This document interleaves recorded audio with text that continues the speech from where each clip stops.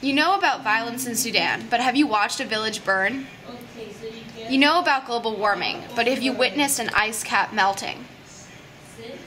You've heard about protests in Libya, but have you listened to the cries of civilians for help? There's a difference between knowing and witnessing. There's a difference between reading a headline and watching a conflict unfold. Hi, I'm Clementine Stip. I'm Gillie. We're members of Stanford Stand, which started as Students Take Action Now Darfur. What was innovative about U.S. response to genocide in Darfur was that American constituents mobilized collectively to respond to a genocide an ocean away. That said, ongoing violence in Darfur testifies that modern activist movements need to incorporate preventative mechanisms into their advocacy initiatives. So one of the factors that's been contributing to the problem is our current use of mass media. Right now, what the media does is shed a spotlight on a very specific aspect of a conflict, as opposed to giving us a floodlight that kind of illuminates the context that that conflict is in.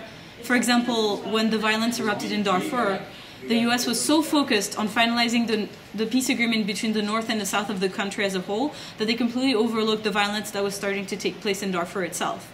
And then as soon as that violence escalated to mass atrocity level, all the attention was then switched to Darfur, and we completely forgot about the violence that was still happening between the north and the south of the country. So we need to fix that problem and actually make that information, which is available in some places, but make it available to everyone so that we actually get the bigger picture of these conflicts.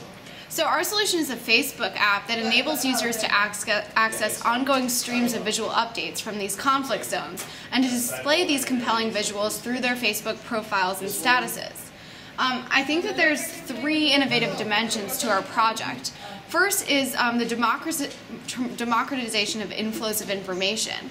So whether it's YouTube videos from the field in Libya or satellite imagery from oil reserves in Abyei, Sudan, our technology is going to enable people to follow these evolving conflicts. And this brings us to the second compelling aspect of our Facebook app, which is using that momentum from learning about these issues around the world and pairing it up with an easy option to actually take action on that gut feeling that you have when you learn about this injustice. So the way that we're envisioning this is, for example, the comment box that appears below a picture that you post on Facebook would here become an option to sign a petition right away very easily, or to send letters to a senator that's actually involved with that conflict or that has a say in it, or maybe donate money to a charity that's actually doing work on the ground where the conflict that you're witnessing is happening.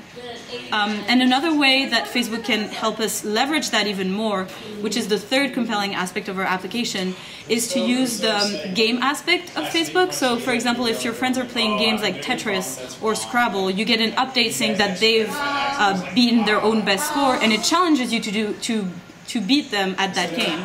So we want to use that aspect. For example, if Gillie had written 5 letters to senators trying to enforce peacekeeping in Sudan, I would receive an update that tells me that she has written 5 letters, and it would challenge me to do the same or to do better. So we use that social network that's already there, and the fact that I'm friends with Gillie and I care about what she cares about, so that it compels me to learn about the issue and act on it. I think really importantly also, our project is cause neutral and broadly applicable. So whether we're tracking militia movements in Libya or recording changes in air pollution in China, what we're going to be doing is increasing the vectors of information that reach our American peers and centralizing advocacy options to take action to address those issues. So as student activists, we feel qualified to identify and address this need because we've just spent so much time trying to promote awareness and advocacy on these issues, and we really feel like Facebook is the ideal mechanism to mobilize communities in this way. Yeah, I think we really need to acknowledge that at this point there's no such thing as a local issue. We have global problems that necessitate global responses. At this juncture, it's insufficient to just inspire an individual. We need to move entire communities, and luckily we have the tools at this point to do just that. Let's use them.